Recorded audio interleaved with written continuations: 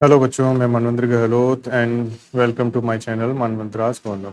तो प्यारे बच्चों, हम कक्षा 8 की हिंदी वसंत एनसीईआरटी की जो आपकी पाठ्य पुस्तक है वो पढ़ रहे हैं। इसका आज हम अध्याय 5 चिट्ठियों की अनूठी दुनिया करेंगे। तो प्यारे बच्चों, चिट्ठियों के विषय में आप जानते ही हैं क्या है चिट्ठियाँ, यानी लेटर, पत्र, खत जिन्हें कहते हैं हम। आप इनसे भली भांति परिचित भी होंगे और इनकी दुनिया कैसे अनूठी है इसके विषय में लेखक अरविंद कुमार ने बताने की कोशिश की है। तो आइए इस चैप्टर को पढ़ते हैं, किस तरीके से चिट्ठियों की दुनिया जो है वो अनूठी दिखाई देती है। तो बच्चों, अगर आप इस चैनल पर नए हो तो सबसे पहले बता दूं, आप इस चैनल को सब्सक्राइब कर लें ताकि मेरे आने वाले आगे के जो चैप्टर हैं उसकी नोटिफिकेशन आप तक सबसे पहले पहुंचे। चिट्ठियों की अनूठी दुनिया। तो प्यारे बच्चों, चिट्ठियों के विषय में आप जानते ही हैं क्या होती हैं चिट्ठियाँ। चिट्ठियाँ मीन्स लेटर, खत, पत्र। तो इनकी अपनी अनोखी दुनिया है। अनूठी यानी अनोखी दुनिया है, यानी संसार। तो चिट्ठियों का अनोखा संसार, इस चैप्टर में हम चिट्ठियों के विषय में, इनकी अनोखी दुनिया के विषय में पढ़ने वाले हैं। तो इस चैप्टर के जो राइटर हैं, यानी जो लेखक हैं, अरविंद कुमार सिंह। इनका जन्म 7 अप्रैल 1965 को गोड़ा कुंवर, जिला बस्ती, उत्तर प्रदेश में हुआ था। तो जो इसके राइटर हैं अरविंद कुमार सिंह, इन्होंने चिट्ठियों की अनूठी दुनिया के बारे में बताया है। और इस लेख में इन्होंने, यानी राइटर ने, किस तरह से चिट्ठियाँ और पत्र, इनकी अनोखी दुनिया है और इनकी वर्तमान में थोड़ी बहुत इम्पोर्टेंस कम हुई है, क्योंकि संचार के आधुनिक साधन जो हैं आज के समय, जैसे व्हाट्सएप है, एसएमएस है, मोबाइल का ज़माना है, तो इन सब चीज़ों से चिट्ठियों की जो दुनिया है वो थोड़ी भूल गए हैं हम। जो पहले पत्र और चिट्ठियाँ जो इम्पोर्टेंस रखती थी वो थोड़ी कम हो गई है आज के समय। लेकिन एक ज़माना था जब चिट्ठियाँ बहुत लोकप्रिय हुआ करती थी, इनकी बहुत बड़ी अहमियत थी। लोग डाकिये का इंतजार करते थे, चिट्ठियों को सहेज कर भी रखा जाता था। और अपने जो भी प्रियजन हैं उनकी चिट्ठियों को सहेज कर रखना, उनकी यादों को फिर से ताज़ा करना, ये चिट्ठियों के द्वारा बहुत ही आसान था। तो लेखक ने चिट्ठियों की इम्पोर्टेंस के बारे में इस लेख में बताया है कि पहले किस तरह से चिट्ठियाँ हुआ करती थी। तो हम इस चैप्टर को पढ़ेंगे। इसमें चिट्ठियों की अनोखी दुनिया के विषय में अरविंद कुमार सिंह ने किस तरीके से चिट्ठियों की दुनिया को लिखा है। तो पत्रों की दुनिया भी अजीबोगरीब है। उनकी उपयोगिता हमेशा बनी रहती है। पत्र जो काम कर सकते हैं वो संचार का आधुनिकतम साधन नहीं कर सकता। आधुनिकतम का मतलब होता है वर्तमान समय का साधन। आधुनिकतम साधन मीन्स व्हाट्सएप है, एसएमएस, मोबाइल एसएमएस है, ईमेल है। तो ये वर्तमान में संचार के आधुनिकतम साधन है। तो जो काम पत्र कर सकते हैं, ये साधन यानी आधुनिकतम साधन संचार के, वो काम नहीं कर सकते। क्या काम नहीं कर सकते? यानी जो पत्र पढ़ने और पत्र का जो इंतजार होता है, जो जिज्ञासा होती है पत्र के विषय में, वो फीलिंग्स संचार के आधुनिकतम साधन नहीं दे सकते। यानी पत्र जैसा संतोष फोन या एसएमएस का संदेश कहाँ दे सकता है।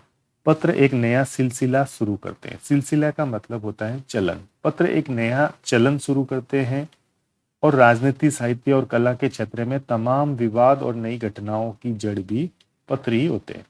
तो दुनिया का तमाम साहित्य पत्रों पर केंद्रित है। मानव सभ्यता और विकास में इन पत्रों की अनूठी भूमिका निभाई है। पत्रों का भाव सब जगह एक सा है, भले ही उसका नाम अलग अलग हो। यानी पत्र से मिलने वाली फीलिंग्स सब जगह एक जैसी ही दिखाई देती है, भले इनके नाम अलग अलग हो। जैसे लेखक ने यहाँ पत्र के विभिन्न नाम, विभिन्न भाषाओं में, विभिन्न क्षेत्रों में अलग अलग नामों से पत्र को जाना जाता है। जैसे उर्दू भाषा में पत्र को खत के रूप में हम जानते हैं, संस्कृत में पत्र कहते हैं, कन्नड़ में कागज कहते हैं, तेलुगु में उत्तरम, जाम्बू और लेख कहा जाता है। इसी तरीके से तमिल भाषा में पत्र को कड़िद कहा जाता है। तो ये पत्र के अलग अलग नाम है, भले ही इनके नाम अलग अलग हैं, लेकिन सब जगह पत्रों का भाव क्या होता है, वो एक जैसा होता है। फीलिंग्स जो होती हैं पत्रों से मिलने वाली, वो सब जगह एक जैसी दिखाई देती है। पत्र यादों को सहेज कर रखते हैं, इनमें किसी को कोई संदेह नहीं है। हर एक की अपनी पत्र लेखन कला है और हर एक पत्रों का अपना दायरा। दायरा मीन्स सीमा। तो दुनिया भर में रोज करोड़ों पत्र एक दूसरे को तलाशते तमाम ठिकानों तक पहुंचते हैं।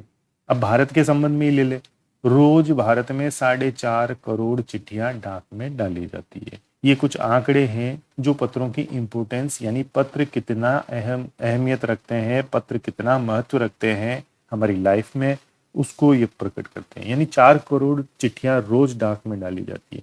तो इससे पता चलता है कि पत्रों की कितनी अहमियत है। हमारे जो पहले प्रधानमंत्री थे पंडित जवाहरलाल नेहरू, इन्होंने 1953 में सही कहा है, हजारों सालों तक संचार का साधन केवल हरकारे यानी रनर्स, हरकारे का अर्थ होता है वाहक। जो पहले दूत हुआ करते ना, रनर्स, जो राजा महाराजा के संदेश को तुरंत दौड़कर घोड़े पर दौड़कर पहुंचा देते थे, या फिर तेज घोड़े रहे हैं। उसके बाद पहिए आए, पर रेलवे और तार में से भारी बदलाव आया। तार ने रेलों से भी तेज गति से संवाद पहुंचाने का सिलसिला शुरू किया। तो बच्चों, तार एक ऐसा माध्यम हुआ करता था, ये आज के समय प्रचलन में नहीं है। पहले जो संचार के जो आधुनिकतम साधन जो पहले नहीं होते थे, तो उस दौर में तार जो है एक महत्वपूर्ण संदेश तेजी से पहुंचाने का काम करता था। तो कम से कम शब्दों में तार के द्वारा आसानी से संदेश एक स्थान से दूसरे स्थान पर पहुंचाया जा सकता था। तो जो हमारी जो आकस्मिक या जो कहें तो आपात परिस्थितियों में हमारे जो संदेश अगर हमें भेजने होते थे, तो तार के द्वारा हम अपने संदेश भेजा करते थे। रेलों से भी तेज तार जो है वो हुआ करता था। अब टेलीफोन, वायरलेस और रडार, इनके आगे दुनिया क्या है, आज बदल रही है। तो पंडित जवाहरलाल नेहरू ने 1953 में ये बात कही थी। तो उस दौर में चिट्ठियां तो थी, लेकिन जो संचार के जो आधुनिकतम साधन जो है वो भी डेवलप हो रहे थे। रेलवे डेवलप हो रहा था, तार व्यवस्था जो है भारत में प्रारंभ हो गई थी। तो तार और रेलवे यानी परिवहन, इनमें भारी बदलाव से ये पत्रों की जो अहमियत है वो थोड़ी कम होती जा रही थी। लेकिन फिर भी पंडित जवाहरलाल नेहरू ने ये कहा था कि संचार का साधन जो केवल हरकारे यानी रनर्स यानी दूत या फिर तेज घोड़े रहे हैं, इसके बाद पहिए आए, रेलवे और तार आया। तार से, रेलवे से भी तार तेज गति से संवाद पहुंचाने का जो सिलसिला है वो शुरू हुआ, और आज टेलीफोन, वायरलेस और रडार से दुनिया बदल रही है। तो इस तरीके से जो संचार के साधनों का जो विकास क्रम है, जो विकास किस तरीके से संचार के साधनों में तेजी से हुआ, उसको पंडित जवाहरलाल नेहरू ने अपने कथन से कहा है। पिछली शताब्दी में पत्र लेखन ने एक कला का रूप ले लिया। डाक व्यवस्था के सुधार के साथ पत्रों को सही दिशा देने के विशेष प्रयास किए गए। पत्र संस्कृति विकसित करने के लिए स्कूली पाठ्यक्रमों में पत्र लेखन का विषय भी शामिल किया गया। भारत ही नहीं, दुनिया के कई देशों में ये प्रयास चले और विश्व डाक संघ ने अपनी ओर से काफी प्रयास किए। विश्व डाक संघ की ओर से 16 वर्ष से कम आयु वर्ग के बच्चों के लिए पत्र लेखन प्रतियोगिताएं आयोजित करने का सिलसिला 1972 से शुरू किया गया। तो देखो बच्चों, आपके पाठ्यक्रम में पत्र लेखन शामिल है। हम विभिन्न विषयों पर पत्र लेखन करते हैं और इन्हें सीखते भी हैं। अलग अलग पत्रों के विषय में प्रार्थना पत्र हुआ, शिकायती पत्र हुआ, औपचारिक और अनौपचारिक पत्र हुए, ये हम इनके बारे में पढ़ते हैं, इनको हम जानते भी हैं। तो आपके पाठ्यक्रम में पत्र लेखन शामिल है। तो पत्र लेखन आपके पाठ्यक्रम में शामिल करने का उद्देश्य क्या है? आपको विभिन्न प्रकार के पत्रों के विषय में जानकारी प्राप्त करना और पत्र लेखन में आप में कौशल विकसित हो, ये उद्देश्य जो है पत्र लेखन को आपके पाठ्यक्रम में शामिल करने का है। तो भारत ही नहीं, दुनिया के कई देशों में पत्र लेखन कौशल विकसित हो, उसके प्रयास जो हैं वो विश्व डाक संघ ने अपनी ओर से किए भी है। तो विश्व डाक संघ की ओर से 16 वर्ष से कम आयु वर्ग के बच्चों के लिए जो पत्र लेखन की प्रतियोगिताएं हैं, ये आयोजित की जाती है और ये 1972 से चली आ रही है। यह सही है कि खास तौर पर बड़े शहरों और महानगरों में संचार साधनों के तेज विकास और अन्य कारणों से पत्रों की आवाजाही प्रभावित हुई है, पर देहाती दुनिया आज भी चिट्ठियों से ही चल रही है। देहाती दुनिया मीन्स गांव, जो गांव की दुनिया है वो आज भी चिट्ठियों से ही चल रही है। फैक्स हैं, ईमेल है, टेलीफोन है तथा मोबाइल ने चिट्ठियों की तेजी को रोका है। तो जो चिट्ठियों की जो अहमियत पहले हुआ करती थी वो फैक्स, ईमेल, टेलीफोन और मोबाइल के आने के बाद थोड़ी कम हुई है। पर व्यापारिक डाक, जो व्यापार उद्देश्य से जो डाक लिखी जाती है वो व्यापारिक डाक कहलाती है। तो व्यापारिक डाक की जो इम्पोर्टेंस है वो आज भी बनी हुई है और इसकी संख्या बढ़ भी रही है। जहां तक पत्रों का सवाल है, आप बारीकी से यानी सूक्ष्मता से उसकी तह में जाएं। तह मीन्स गहराई।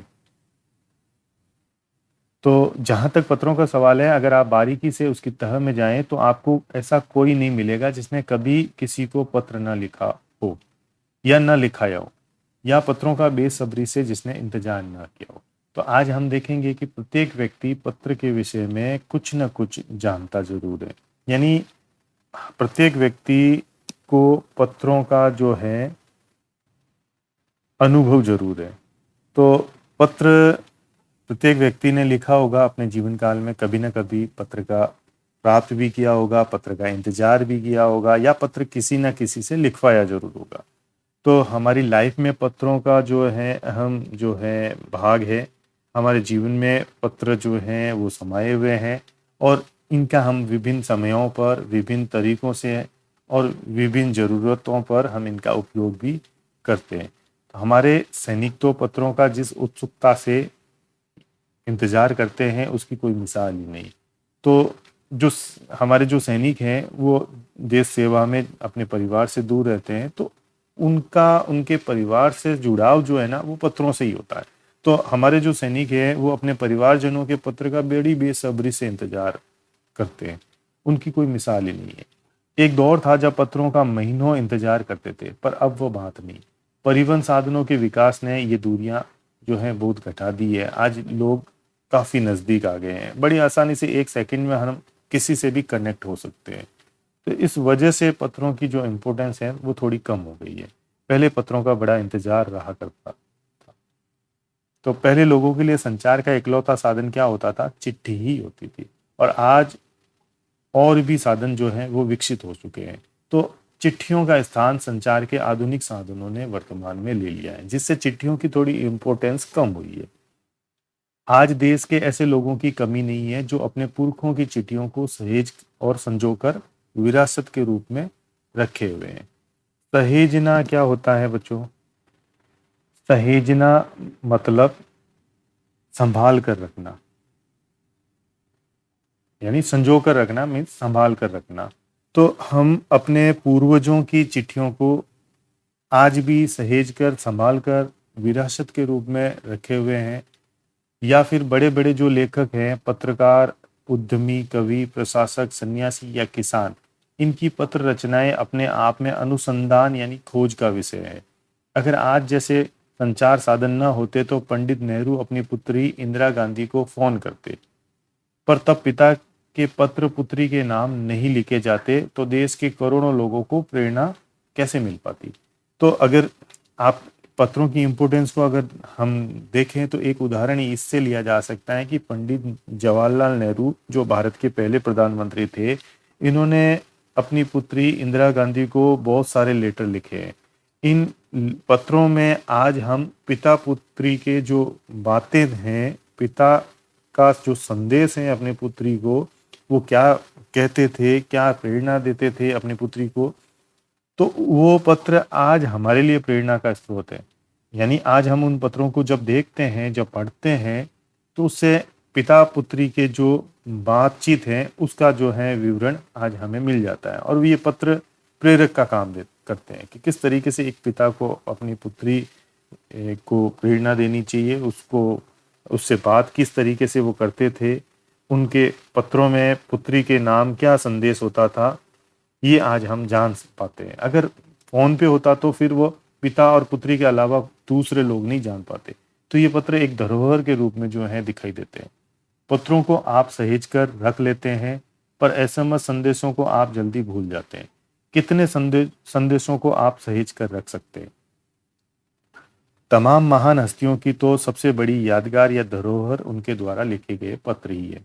भारत इस श्रेणी में राष्ट्रपिता महात्मा गांधी को सबसे आगे रखा जा सकता है। तो भारत में जो हमारे राष्ट्रपिता महात्मा गांधी थे, ये पत्र लेखन खूब करते थे। दुनिया के तमाम संग्रहालय, जानी मानी हस्तियों के पत्रों का अनूठा संकलन भी दुनिया के तमाम संग्रहालयों में मिल जाएगा। तमाम पत्र देश, काल और समाज को जानने समझने का असली पैमाना है। भारत में आज़ादी से पहले महासंग्राम के दिनों में कुछ अंग्रेज अफसरों ने अपने परिवारजनों को पत्र लिखे थे। ये पत्र आगे चलकर बहुत महत्व की पुस्तक बन गए। एक पुस्तक का रूप जो है ये पत्र ले लिए आज के समय। इन पत्रों ने साबित कर दिया कि ये संग्राम कितनी जमीनी मजबूती लिए हुए थे। तो हमारे जो आज़ादी का जो संग्राम चला, जो स्वतंत्रता आंदोलन चला, इस स्वतंत्रता आंदोलन में जो अंग्रेज अफसरों ने अपने परिवारजनों को पत्र लिखे, इन पत्रों में जो उस समय की मौजूदा परिस्थितियों और उस समय के घटनाक्रम को उन्होंने जो लिखा, उससे हमारे इतिहास, हमारे स्वाधीनता संग्राम के इतिहास के विषय में हमें काफ़ी कुछ पता चल जाता है। यानी जमीनी जो मजबूती का मतलब है, जो वास्तविक स्थिति है, वो हमें इन पत्रों के द्वारा पता चलती है। महात्मा गांधी के पास दुनिया भर से तमाम पत्र केवल महात्मा गांधी इंडिया लिखे आते थे। तो महात्मा गांधी का पूरा पता उस पत्रों पे नहीं होता था, केवल महात्मा गांधी इंडिया इतना लिख दिया तो महात्मा गांधी के पास वो पत्र पहुंच जाता था। आज़ादी के आंदोलन की कई अन्य दिग्गज हस्तियों के साथ भी ऐसा ही था। यानी उनके नाम से ही वो पत्र केवल डाल दिया जाए तो वो पत्र उनके पते पर पहुंच जाता था। गांधी जी के पास दुनिया से बड़ी संख्या में पत्र पहुंचते थे, पर पत्रों का जवाब देने के मामले में उनका कोई जोड़ नहीं था। जोड़ का मतलब है उनके जैसा नहीं था। मीन्स महात्मा गांधी पत्रों का जवाब फौरन दे देते थे। यानी वो उनके पास जो भी पत्र आता, जिसने भी महात्मा गांधी को पत्र लिखा, वे उनका जवाब जरूर देते थे।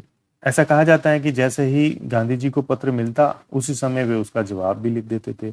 अपने हाथों से ज्यादातर पत्रों का जवाब देते थे, और जब लिखते लिखते उनका दाहिना हाथ दर्द करने लगता तो वे बाएं हाथ से लिखने में जुट जाते। यानी वो दोनों हाथों का प्रयोग करते। अगर एक हाथ उनका दर्द करता तो वो दूसरे हाथ से लिख लेते, लेकिन पत्रों का जवाब जरूर देते। महात्मा गांधी ही नहीं, आंदोलन के तमाम नायकों के पत्र गांव गांव में मिल जाते हैं। पत्र भेजने वाले लोग उन पत्रों को किसी प्रशस्ति पत्र से कम नहीं मानते। प्रशस्ति पत्र मीन्स प्रशंसा पत्र। अब देखो, गांधी जी को जिन्होंने भी पत्र लिखे, स्वाधीनता संग्राम में जो बड़े बड़े नायक थे, स्वतंत्रता आंदोलन के तमाम नायकों को जो भी पत्र लिखे जाते थे, जब वो उनका जवाब वापस देते थे तो ये पत्रों के जवाब विभिन्न क्षेत्रों में जाते थे। गांव गांव में महात्मा गांधी के लिखे हुए पत्र आज भी मिल जाएंगे।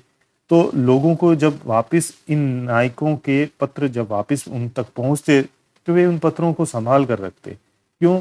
क्योंकि उनके लिए ये पत्र क्या होते, एक तरीके से प्रशंसा पत्र के रूप में बन जाते।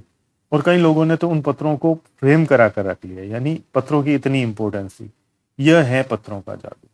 यही नहीं, पत्रों के आधार पर कई भाषाओं में जाने कितनी किताबें लिखी जा चुकी है। तो वास्तव में पत्र किसी दस्तावेज से कम नहीं है। पंत के 200 पत्र बचन के नाम और निराला के पत्र हमको लिखियो हैं कहा, तथा पत्रों के आईने में दयानंद सरस्वती समेत कई पुस्तकें आपको मिल जाएगी। तो पत्रों के विषय में कई जो है पुस्तकें जो है वो लिखी गई है। समय समय पर ये पुस्तकों का प्रकाशन जो है विभिन्न जो है लेखकों के द्वारा किया भी गया है। कहा जाता है कि प्रेमचंद खास तौर पर नए लेखकों को बहुत प्रेरक जवाब देते थे, तथा पत्रों के जवाब में बहुत मुस्तैद रहते थे। मुस्तैद का मतलब है तत्पर रहते थे। किसी प्रकार नेहरू और गांधी के लिखे गए रविंद्रनाथ टैगोर के पत्र भी बहुत प्रेरक है। प्रेरक का मतलब होता है बच्चों, प्रेरणा देने वाले। महात्मा और कवि के नाम से महात्मा गांधी और रविंद्रनाथ टैगोर के बीच 1915 से 1941 के बीच के पत्राचार का संग्रह प्रकाशित हुआ है। तो 1915 से 1941 के बीच महात्मा गांधी और रविंद्रनाथ टैगोर के बीच जो भी पत्र लिखे गए हैं, इन पत्रों का संग्रह जो भी है वो प्रकाशित हुआ है। इसमें बहुत से नए तथ्यों और उनकी मनोदशा का लेखा जोखा मिलता है। पत्र व्यवहार की परंपरा भारत में बहुत पुरानी है, पर इसका असली विकास आजादी के बाद ही हुआ है। तमाम सरकारी विभागों की तुलना में सबसे ज्यादा गुडविल यानी अच्छी जो है बात, जो सम्मान, वो डाक विभाग को जाता है। तो डाक विभाग को सम्मान की नज़र से देखा जाता है। इसकी एक खास वजह यह भी है कि यह लोगों को जोड़ने का काम करता है। घर घर तक इसकी पहुंच है। संचार के तमाम उन्नत साधनों के बाद चिट्ठी पत्री की हैसियत बरकरार है। आज भी चिट्ठी पत्री की इम्पोर्टेंस जो है वो दिखाई देती है। शहरी इलाकों में आलीशान हवेलियां हो या फिर झोपड़पट्टियों में रह रहे लोग, दुर्गम जंगलों से घिरे गांव हो या फिर बर्फबारी के बीच जी रहे पहाड़ों के लोग, समुद्र तट पर रह रहे मछुआरे हो या फिर रेगिस्तान की ढाणियों में रह रहे लोग, आज भी खतों का ही सबसे अधिक बेसब्री से इंतजार होता है। एक दो नहीं, करोड़ों लोग खतों और अन्य सेवाओं के लिए रोज भारतीय डाकघरों के दरवाजों तक पहुंचते हैं और इनकी बहुआयामी भूमिका नजर आ रही है। दूर देहात में लाखों गरीब घरों में चूल्हे मनी ऑर्डर अर्थव्यवस्था से ही चलते हैं। तो मनी ऑर्डर क्या होता है? ये एक प्रकार का जो है ऑर्डर है जिसके माध्यम से जो धन है एक स्थान से दूसरे स्थान पर भेजा जा सकता है। आपने यहाँ डाकघर में मनी ऑर्डर करवाया, यानी आपने डाकघर में पैसे जमा करवाए और आपके गांव या आपके शहर में जो भी आपके संबंधी हैं वहाँ वो पैसे डाकिया पहुंचा देता है। तो इस तरीके से वर्तमान में दूर देहात में लाखों जो गरीब घर है, इन गरीब घरों से निकलने वाले जो लोग नौकरी पेशा रोजगार की तलाश में कहीं दूर स्थानों पर काम करते हैं, तो वो मनी ऑर्डर के द्वारा ही अपने दूर देहात, अपने गांव, अपने घर में जो है धन भिजवाते हैं। तो इस तरीके से गांवों या गरीब बस्तियों में चिट्ठी या मनी ऑर्डर को लेकर पहुंचने वाला डाकिया जो है वो देवदूत यानी देवता का दूत के समान देखा जाता है।